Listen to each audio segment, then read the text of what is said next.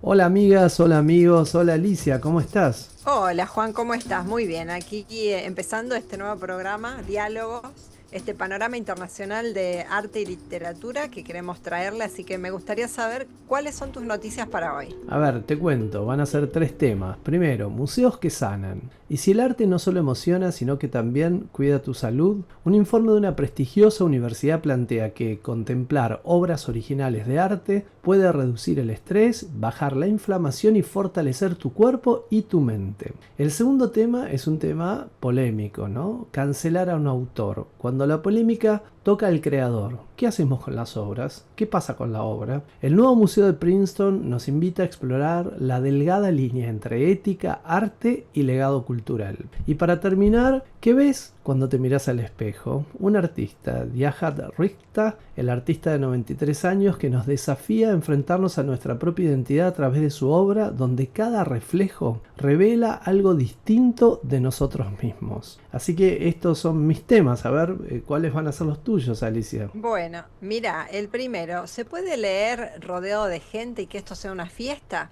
El nuevo rito urbano, las fiestas de la lectura. El segundo tema, música y poesía. Rafael Alberti. Hoy recordamos a uno de los máximos exponentes de la llamada generación del 27 de España. Y por último, no sé si te gusta o les gusta leer filosofía, pero el filósofo Byung-Chul Han ha sido condecorado con el Premio Princesa de Asturias 2025 a la comunicación y humanidades. Así que esas son mis noticias. Nos metemos de lleno en el programa y Muy arrancamos. interesante, temas y nombres muy interesantes. Te comento, el primer tema del cual te hablaba recién, esto de los museos que sanan y la ciencia detrás de disfrutar obras originales de arte. Podríamos preguntarnos si te sentís agotado por el estrés cotidiano, pero creo que sería una pregunta con una respuesta obvia. Ahora, si la gente sabe que ese cansancio constante no solo afecta el ánimo, sino también afecta el cuerpo, directamente, por ejemplo, el Sí. corazón o el sistema inmunológico, es una pregunta más concreta. Investigadores del King's College de Londres han descubierto que visitar museos y contemplar obras de arte originales puede ser un aliado poderoso para la salud.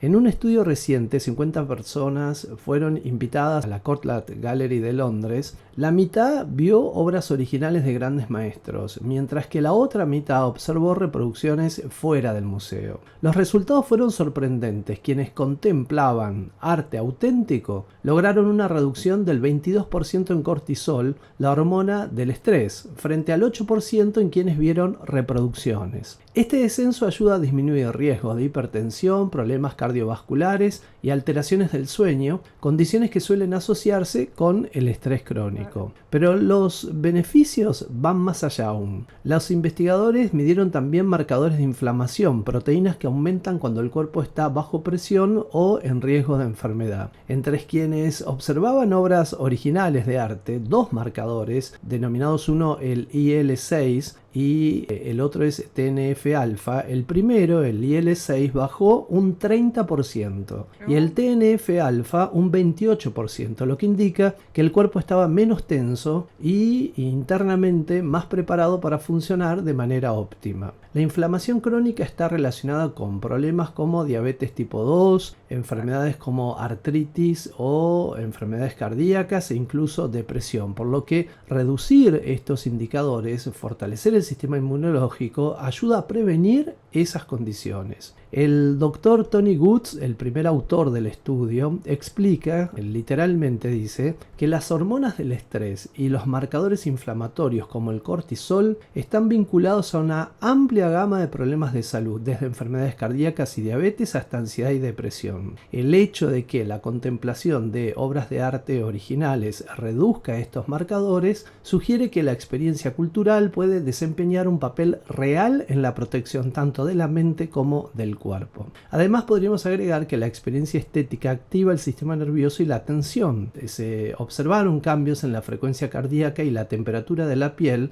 que mostraron que los participantes estaban emocionalmente comprometidos, concentrados y presentes, lo que puede mejorar la resiliencia mental y la regulación emocional, aspectos claves para combatir la ansiedad y la depresión. Imaginemos recorrer la galería y detenerse frente a un bar, perderte en los tonos de un Monet, sentir la fuerza de un Rodin o la intensidad emocional de una obra de Louis Bourgeois. Cada obra puede activar procesos en tu cuerpo que reducen el estrés, disminuyen la inflamación, fortalecen el corazón y el sistema inmune y promueven la estabilidad emocional. En otras palabras, disfrutar del arte original, es decir, de obras de arte originales, no es solo un placer cultural, es una inversión en tu bienestar físico y mental. Para decirlo de manera más simple, estos porcentajes de estos índices muestran que una visita a un museo con arte original puede relajar el cuerpo, calmar la mente y proteger la salud mucho más que mirar reproducciones en otros sitios. Cada descenso en cortisol o en los marcadores inflamatorios representa un paso hacia un organismo más equilibrado y resistente al estrés diario. Así que este estudio nos invita a esto, ¿no? A la experiencia estética de obras de arte originales. Una maravilla. Y reflexiono sobre este tema y me hace acordar a algo que además estudiamos juntos,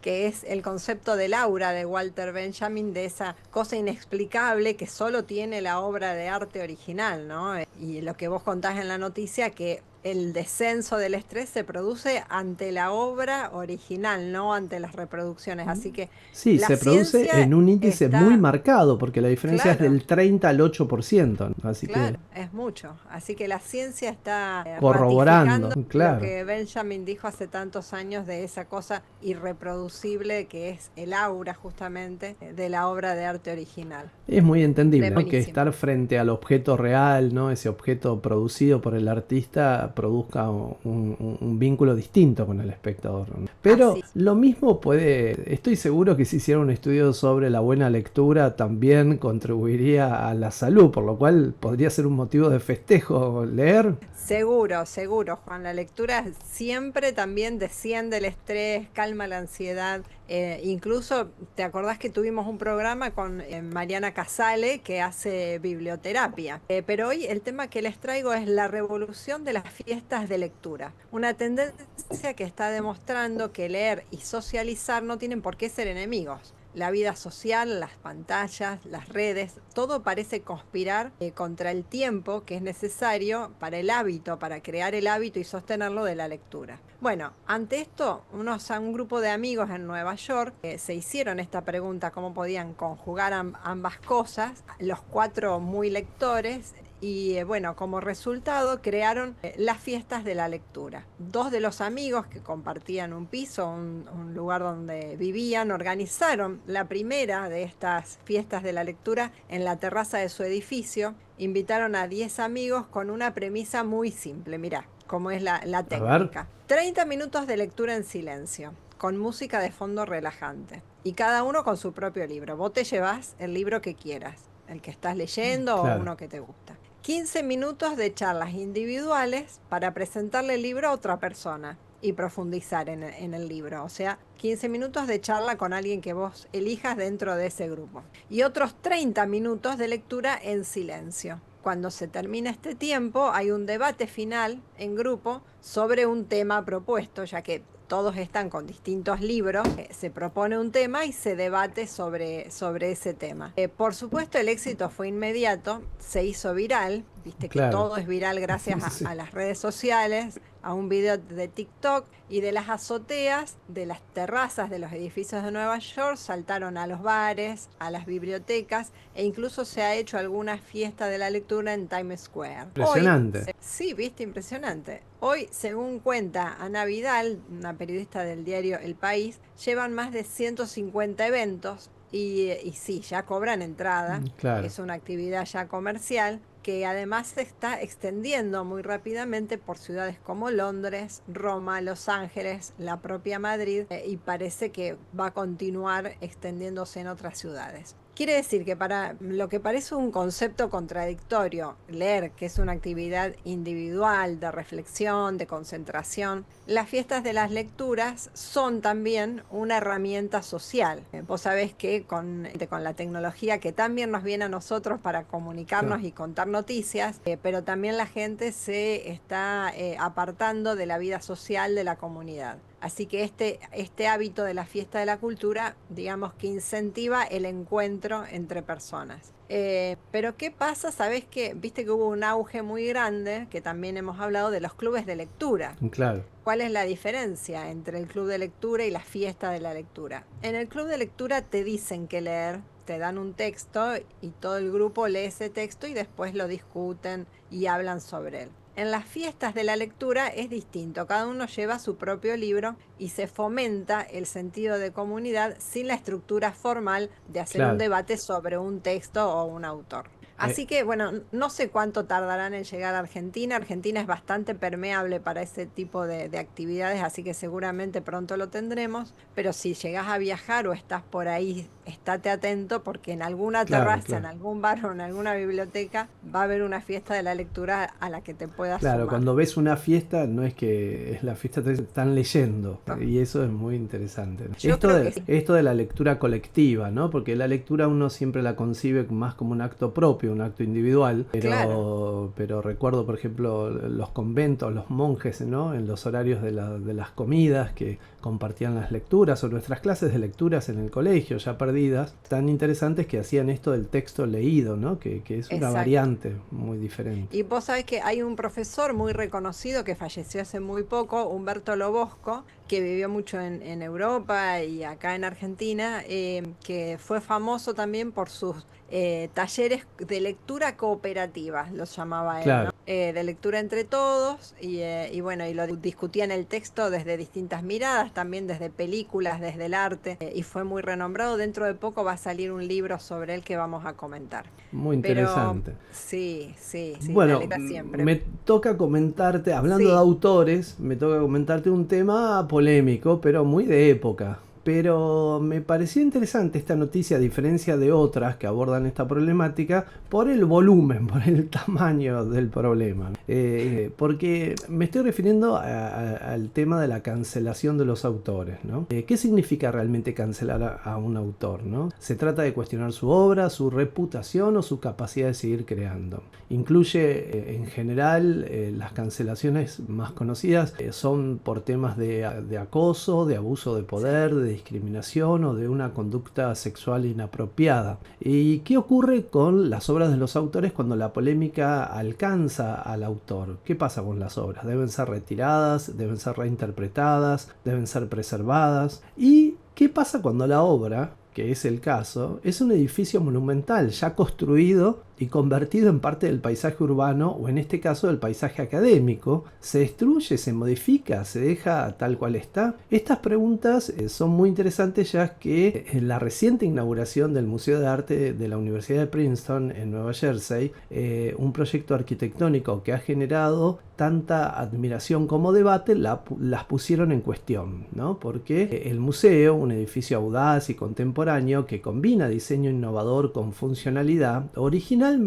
es un diseño del arquitecto ganés británico David Adjaye. Se compone de una serie de pabellones elevados de concreto que contrastan con la arquitectura gótica del campus de la universidad. Tiene 32 galerías, cada una pintada en un color diferente, que crean un laberinto de experiencias visuales y emocionales, desde unas etruscas hasta esculturas contemporáneas, ofreciendo a los visitantes un recorrido inmersivo y único. Pero detrás de la belleza arquitectónica, el museo ha estado marcado por la polémica. En el 2023 resulta que 3 mujeres acusaron al arquitecto Adjaye de acoso sexual. Aunque no se presentaron cargos y el arquitecto negó las acusaciones, la universidad decidió distanciarse de su firma y completar el proyecto con la colaboración de otros arquitectos. Según el director del museo, James Stewart, no era viable demoler el edificio debido al avance de la construcción, por lo que se continuó con la obra bajo una nueva dirección. A pesar de la sombra de la controversia, el Museo de Arte de Princeton emerge como un testimonio de resiliencia institucional. Su diseño audaz y su enfoque en la accesibilidad y la experiencia del visitante muestran cómo el arte y la arquitectura puedan crear espacios que inspiran, educan y conmueven. También plantea un debate inevitable: cómo equilibrar la valoración cultural de una obra monumental con la responsabilidad ética frente a las acciones de su creador. Pero más allá de su arquitectura, el museo alberga una de las colecciones más más destacadas de los Estados Unidos, con más de 117.000 piezas que abarcan desde la antigüedad hasta la contemporaneidad. Los visitantes pueden explorar una amplia variedad de obras, incluyendo, por ejemplo, del arte africano, una rica diversidad de esculturas, máscaras y objetos rituales que reflejan las tradiciones y las creencias de diversas culturas africanas; del arte precolombino, obras que datan de las civilizaciones como los mayas, los olmecas y los mochicas, ofreciendo una visión profunda de las culturas originarias de América; del arte asiático, desde las delicadas cerámicas chinas hasta pinturas japonesas del período Edo, y la colección asiática del museo incluso es una de las más completas colecciones asiáticas fuera de Asia. Del arte europeo moderno, la colección Perelman destaca con obras de artistas como Paul Cézanne, Vincent van Gogh, Amadeo Modigliani, que ofrecen una visión íntima de la complejidad del arte moderno. Y del arte contemporáneo tenemos pinturas y esculturas de artistas como Marc Rocco o John Mitchell, que dialogan con las tendencias actuales del arte global. Cada una de estas galerías está diseñada para ofrecer una experiencia única, con espacios que invitan a la reflexión y al asombro. Desde mosaicos romanos del siglo III hasta instalaciones contemporáneas, el museo ofrece un viaje visual y emocional que trasciende el tiempo y el espacio. Así, el Museo de Arte de la Universidad de Princeton no solo es un refugio para los amantes del arte, sino también un espacio que invita a cuestionar, que invita a reflexionar y sobre todo a sentir. Porque, como bien sabemos, el arte tiene el poder de transformar, incluso en medio de una controversia del tamaño de este edificio. Así que me pareció interesante este planteo de este dilema tan presente sobre la cancelación de un autor y qué hacemos con sus obras, cuando la obra es una obra arquitectónica que tiene una impronta, un costo y un volumen muy difícil ¿no? de hacer a un lado. Claro, ¿no? yo creo que ya es un dilema de sentido común, ¿no? Porque si no ha habido cargos específicos, denuncias específicas, y no hay un conflicto ético aparente, ya es una cuestión también de sentido común. Es muy dificultoso, ¿no? Sí, yo recuerdo un planteo muy interesante de una académica feminista muy importante que decía: los planteos feministas obviamente son muy relevantes, pero antes están las libertades individuales, los derechos y las garantías de los ciudadanos, ¿no? Así que si no ha habido un tratamiento judicial de la temática, ¿no? Es muy complejo, ¿no? Exactamente. Así Mira, que pasamos a España, bueno, a un poeta español, pero que vivió mucho aquí, Rafael Alberti y su exilio argentino. En estos días se está conmemorando el aniversario de fallecimiento de Rafael Alberti. Claro. Y les traigo una pequeña reseña sobre un libro que rellena un vacío que fue fundamental en nuestra historia literaria y en su historia. Me refiero al libro Rafael Alberti, La deriva de un marinero en tierra argentina, de Enrique Llopis. Este libro no solo es una biografía, es un verdadero retrato de una época, una ventana a las 2 décadas, de 1940 a 1963, en las que el gran poeta español Rafael Alberti y su esposa, la escritora María Teresa León, vivieron su exilio en la Argentina. Un libro escrito por Enrique Llopis, que es cantante, compositor y escritor argentino, que ha tenido el privilegio de ser amigo de Alberti. Enrique ha puesto música a poemas de su libro, del libro de Alberti, Baladas y Canciones del Paraná, y luego, después de muchos años, tuvo la oportunidad de grabar esas canciones con el mismo Alberti en Madrid, y hacer un trabajo discográfico que dio origen a todo este proceso también de escritura de su vida, que se llama El viento que viene y va, y se puede escuchar por Spotify. Pero volviendo al libro, que es lo que nos interesa en este momento, supera la simple crónica para transformarse en el vivo retrato de un tiempo y de unos personajes que cambiarían definitivamente la historia contemporánea. Imaginen que Rafael Alberti y María Teresa León han caminado por nuestras calles de nuestras ciudades, han navegado por el Paraná o han deambulado por las sierras cordobesas. El libro de Llopis documenta esos caminos y, lo más importante, las conexiones culturales y políticas que forjaron aquí en la Argentina. Durante los 24 años que estuvieron aquí, el matrimonio se hizo amigo de figuras enormes de la cultura argentina. Por ejemplo, artistas como Antonio Berni, Bergo, Raúl Soldi, Juan Carlos Castañino, escritores y poetas como Oliverio Girondo, Nora Lange, Raúl González Tuñón, Juan L. Ortiz, y personalidades también del mundo, también de ese exilio que compartían, como Margarita Xirgu o como el compositor argentino Carlos Guastavino, que es el compositor de la música de la canción tan conocida La Paloma, que Claro. popularizó Joan Manuel Serrat, con letra, con el poema de Rafael Alberti y música de Carlos Guastavino. Y como dice Vicente Batista, un escritor argentino que hizo el prólogo del libro de Llopis, esa fue una época singular donde las luchas por la liberación de los pueblos se confundirían con el espanto de las guerras fascistas. Llopis no solo nos cuenta la vida de Alberti, nos ofrece una singular descripción de la vastísima actividad cultural y política de aquellos años. El gran mérito de Enrique Llopis es el modo en que narra esta historia, logrando que los protagonistas hablen por su propia voz. El libro está enriquecido con testimonios únicos de quienes vivieron esa época crucial, y entre los entrevistados hay figuras muy importantes, figuras claves de la historia argentina, como el escritor y poeta José María Castiñeira de Dios, que además fue uno de los secretarios de Eva Perón y estuvo a cargo de la fundación Eva Perón, Rogelio García Lupo, el gran periodista argentino, Abel Pose, el novelista fallecido hace pocos años, Ana María Mushnik, la conductora argentina, que también su familia fue muy amiga de ellos, entre otros testimonios que logra el libro. Estos relatos nos brindan una perspectiva íntima y valiosísima sobre el exilio, sobre la vida cotidiana de Alberti y de su esposa, de María Teresa León,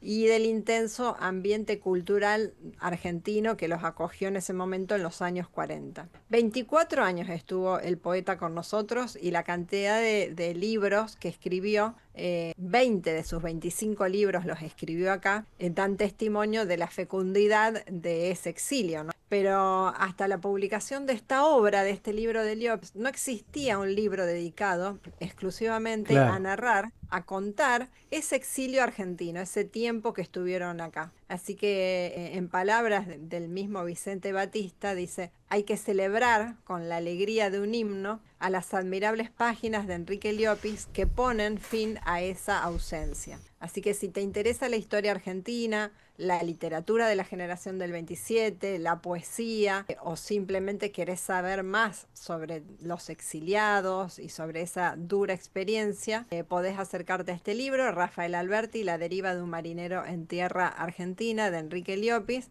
editado en el 2013 por Ediciones de Aquí a la Vuelta. Así que nuestro recuerdo. Claro, una muy buena forma de recordarlo, ¿no? En su aniversario. Y Mientras exacto. hablaba, pensaba, ¿no? En del dilema del exilio, ¿no? Lo triste que es para el exiliado tener que abandonar una tierra exigida, de manera exigida. Pero por otra parte, este cruce, estas oportunidades que da, como el cruce con Llopis o con otras personalidades argentinas, que generan a la vez cosas muy interesantes, ¿sí? La creación. Claro, tal Exacto. cual. Sí. Y si te parece, compartimos un tráiler de ahí que han hecho del libro, un breve video. Perfecto, lo vemos.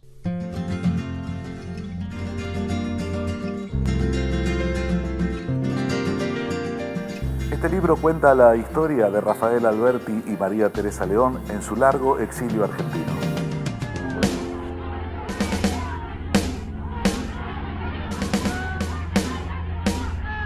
Cuando termina la Guerra Civil Española, a mediados de 1939, la pareja se exilia en París y en marzo de 1940 llegan a la Argentina escapando de los nazis cuando Hitler invade Francia.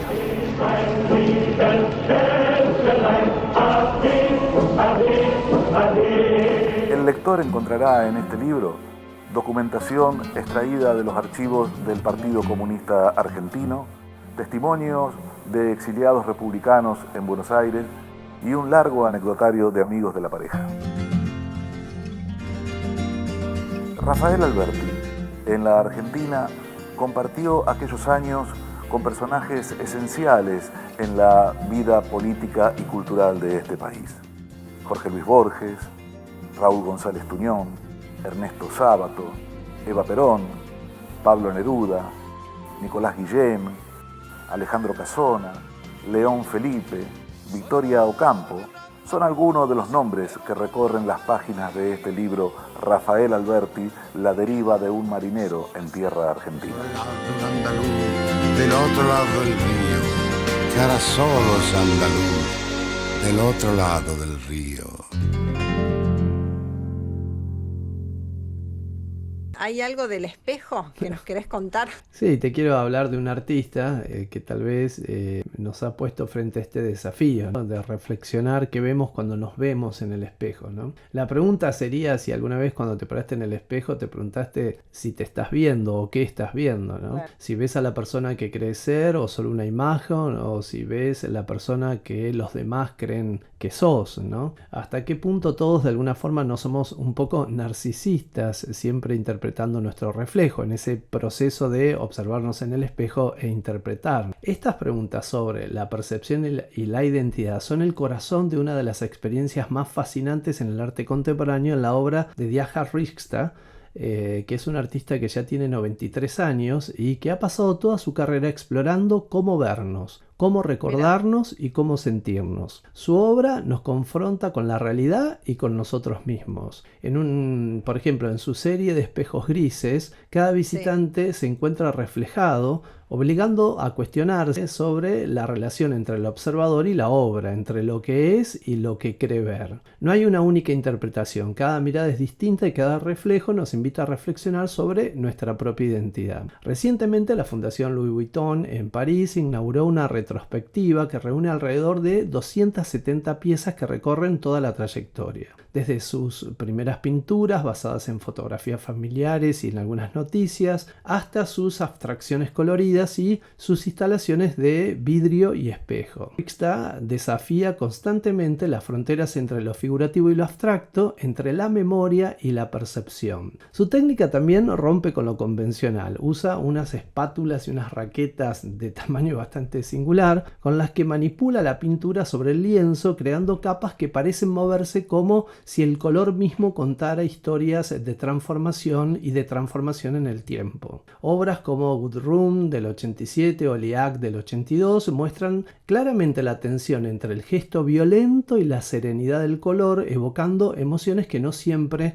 podemos nominar, es decir, que no siempre un estilo de emociones que nos cuesta definir, que nos cuesta ponerle un nombre, ¿no? Claro. Riksda no teme abordar temas dolorosos y complejos. Por ejemplo, su serie Octubre 18 del 77 sobre la muerte de miembros del grupo Baader Meinhof, o sus trabajos que rememoran atentados y tragedias históricas, muestran cómo el arte puede ser un testimonio profundo de la historia y de la experiencia humana. Para quienes deseen sumergirse en este universo y tengan la posibilidad, la exposición estará abierta en la Fundación Louis Vuitton en París hasta el 2 de marzo del 26, ofreciendo una experiencia donde cada obra es un espejo que refleja no solo la historia y la técnica, sino también nuestra propia mirada. Al observar y ser observados, descubrimos que el arte tiene el poder de hacernos confrontar nuestra percepción, nuestra memoria e incluso un poco nuestro narcisismo también, podríamos decir, ¿no?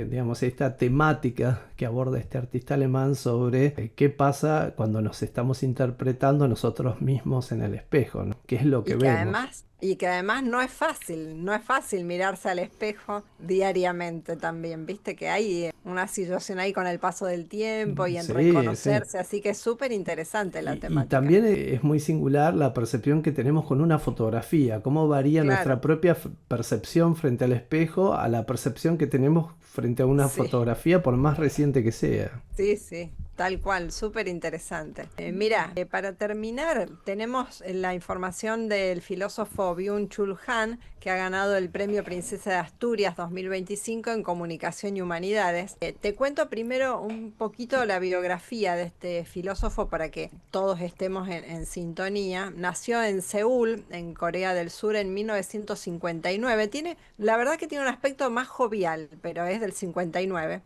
Tiene doble nacionalidad, coreana y alemana. Inició estudios en metalurgia en Corea, sin embargo, sintiendo que ese no era su camino claramente, le mintió a su familia y viajó a Alemania a los 22 años para dedicarse a su verdadera vocación, que eran las humanidades. Estudió filosofía en la Universidad de Friburgo y literatura alemana y teología en la Universidad de Múnich. Se doctoró en Friburgo en 1994 con una tesis sobre Martin Heidegger, del cual es especialista. Ha sido profesor de filosofía y estudios culturales y actualmente imparte clases en la Universidad de las Artes de Berlín. Escribe en alemán y es conocido por su aguda crítica a la sociedad contemporánea, al consumismo, al neoliberalismo y a la tecnología. Sus conceptos más famosos, que seguro que todos los escucharon porque se repiten mucho últimamente, son la sociedad del cansancio, la sociedad de la transparencia, la psicopolítica.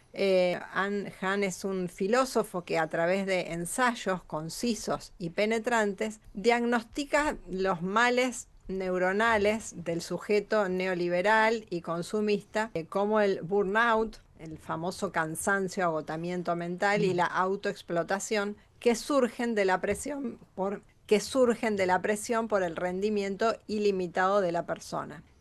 Para Han, la democracia está en peligro de vaciarse. Este es un concepto interesante, recordando a Tocqueville, enfatizó que para conservarla se necesitan virtudes como el sentido común, la responsabilidad, la confianza, la amistad y sobre todo el respeto, al que llamó el cemento social de la democracia, el respeto. Sin estas virtudes, la política se reduce a luchas de poder tan comunes, los parlamentos a escenarios de autopromoción y las elecciones a un ritual vacío de contenido. Y a todo esto, por supuesto, se suman las crecientes desigualdades económicas del neoliberalismo que crean una brecha de miedo que empuja a la gente a los brazos de autócratas y de populistas. Es un discurso, él hizo un discurso cuando recibió el premio, en la premiación, muy interesante, pero yo traje para compartir con ustedes un breve fragmento de lo que fue la conferencia de prensa antes de la premiación. ¿Lo vemos? Lo escuchamos. Lo que me tortura es la crisis del liberalismo occidental, es decir, la crisis de la democracia liberal. Nuestra democracia, nuestro liberalismo se ha convertido en algo aleatorio, en algo arbitrario, porque no tenemos ideales, ni valores, ni objetivos nobles. Las redes sociales no generan comunidad. La democracia sin comunidad, el liberalismo sin comunidad, pues colapsa. Este hábito que se extiende por doquier hoy en día, pues asfixia el discurso. La diferencia entre el trabajador y el ganado es que el ganado no se revoluciona. Nosotros no somos ni siquiera un peón, sino ganado de comunicación, de trabajo, también ganado electoral, el ganado que emite su voto. Nos hemos convertido en ganado y nos llenan de bienes de consumo, información, comunicación, nos acomodamos en el establo. Entonces, ¿cómo nos vamos a rebelar contra el sistema? No lo hace el ganado, lógicamente. Súper interesante los conceptos que vierte. Por suerte, es un filósofo también que ha popularizado el pensar en la reflexión sobre el ser, y sus libros se leen muchísimo. Claro. Además son libros muy pequeñitos, que también me parece que ese es un acierto muy grande de él y de la política editorial, de hacer muchas publicaciones pequeñas, porque son libros relativamente rápidos de leer, y de pero textos que tienen claros, una ¿no? sustancia. Claro, exactamente. Muy concisos, pero con textos muy claros, pero no por eso no profundos. No, Que a por el veces, contrario. ¿viste? En general, cuando uno remite a los clásicos de la filosofía, son así, ¿no? Son textos y textos entendibles, ¿no? Después hay épocas oscuras donde los filósofos han escrito textos muy encriptados y muy largos, ¿no? Exacto. Pero No siempre lo difícil es sinónimo no, de que por es más supuesto. inteligente. No, Al imagínate. contrario. Categorías al como la contrario. psicopolítica o plantear que el cemento de la sociedad se constituye en el respeto interpelan muy claramente el presente, ¿no? Totalmente, más que nunca. Así Eso. que bueno, estos han sido mis temas de hoy de diálogos. Contenta de hacer este programa y bueno, nos volveremos a encontrar en Sí, unos días. contentos de poder abordar estas temáticas que por lo menos a nosotros nos interesan. Ojalá Exacto. interesen a otras personas y ahí los estamos esperando para que se suscriban y se sumen a nuestros canales y nos sigan con diálogos. Así que bueno, Alicia, no me queda más que saludarte y nos vemos en los próximos días. Nos vemos próximamente. Gracias. Hasta luego. Chao. Chau, chau.